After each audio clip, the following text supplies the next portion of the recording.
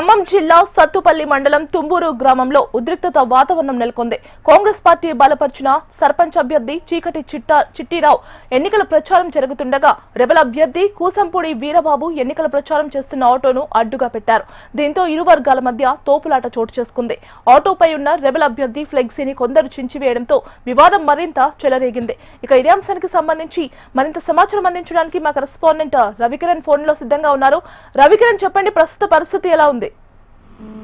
యాగిటిగా ఖమ్మం జిల్లా సత్తుపల్లి మండలం తుంబూరు గ్రామంలో అయితే ఉద్రిక్త వాతావరణం అయితే చోటు చేసుకుంది. రాత్రి కాంగ్రెస్ పార్టీకి సంబంధించినటువంటి బలపరిచినటువంటి సర్పంచ్ అభ్యర్థిగా ఉన్నటువంటి చీకటి చిట్టిరావు ఎన్నికల ప్రచారం జరుగుతుండగా మరో కాంగ్రెస్ పార్టీ రెబల్ అభ్యర్థిగా ఉన్నటువంటి కూసంపూడి వీరబాబు ఎన్నికల ప్రచారం చేస్తున్న సమయంలో ఆటోకు అడ్డుగా పెట్టడంతో ఇరు వర్గాల మధ్య కూడా చాలాసేపు తోపులాట జరిగింది.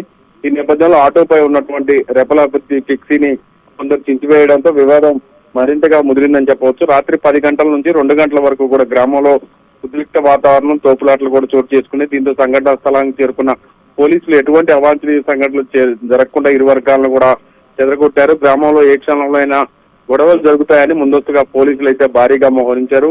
దీంతో గ్రామస్తుల ఇళ్లకే పరిమితమయ్యారు, ఎక్కడా కూడా బయటికి రావద్దని ముందస్తుగా చెప్తున్నారు.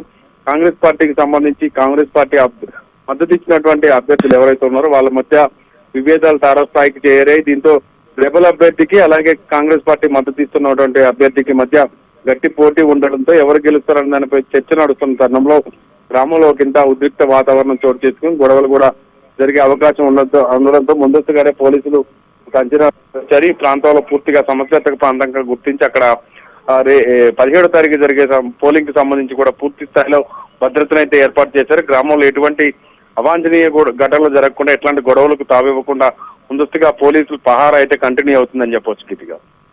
Right Ravikiran, thank you.